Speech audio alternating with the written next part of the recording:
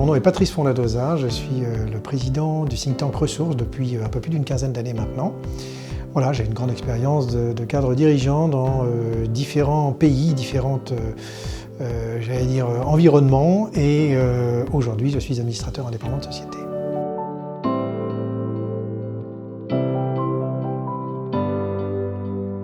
Alors ce think tank, il a été créé en fait il y a un peu plus d'une quinzaine d'années avec un colloque qui a été fondateur à Libreville sur l'eau et l'énergie dans les pays en développement. À l'époque avec une vraie volonté de la part des participants de rencontrer les différentes parties prenantes.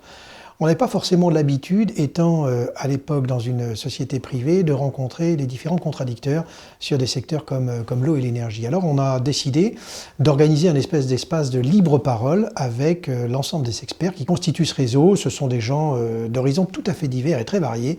Il y a bien sûr des représentants d'ONG, des politiques, des institutionnels, des banquiers, des hommes de la santé, des hommes de la sécurité, des hommes bien sûr des entreprises privées et puis des entreprises publiques. Nos actions depuis toutes ces années ont d'abord été focalisées sur ce qui est devenu d'ailleurs un droit dans certaines législations, c'est-à-dire le droit à l'eau. Nous avons beaucoup travaillé sur le droit à l'eau. Il a été adopté d'abord aux Nations Unies et puis ensuite dans un certain nombre de législations nationales. C'est pas encore fini, le travail est toujours en cours et je dirais son effectivité peut d'ailleurs poser un certain nombre de questions. Mais ça a été un travail qui a été très important. Puis ensuite on a travaillé sur le couple eau-énergie, sur l'eau et la santé, sur les droits fonciers, sur tout un certain nombre de thématiques qui nous ont permis d'aborder ces sujets et de faire des recommandations, des propositions auprès des pouvoirs publics, bien sûr, mais aussi auprès des États et de ceux qui sont amenés à financer des grands programmes d'infrastructure.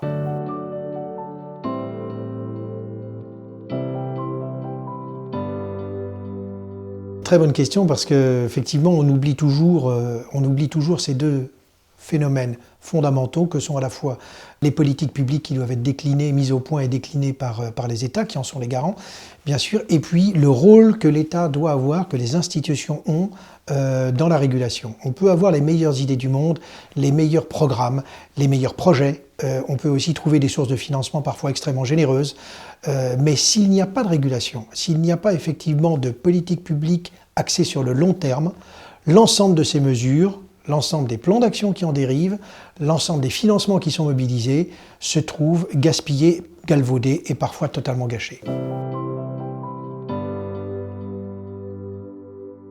Pour répondre à cette question en quelques secondes, un petit peu difficile. Le bilan au bout de 10 ans, en tout cas, il est à la fois positif et en même temps, il demande beaucoup d'espoir. Positif parce que ce droit a été inscrit aujourd'hui dans les textes fondateurs de l'ONU et donc aujourd'hui il est appelé à être décliné dans les législations nationales. Là où effectivement ça demande beaucoup d'espoir, c'est que cette déclinaison dans les législations nationales est encore très faible et très clairement on le voit bien aujourd'hui, cet droit à l'accès à l'eau potable reste quand même très secondaire dans les politiques publiques dans les pays émergents. On peut le déplorer, en tout cas ce qui est certain c'est que le réseau Ressources continue sa pression pour essayer de faire de cet accès du droit à l'eau potable à l'assainissement et à l'énergie des véritables priorités nationales.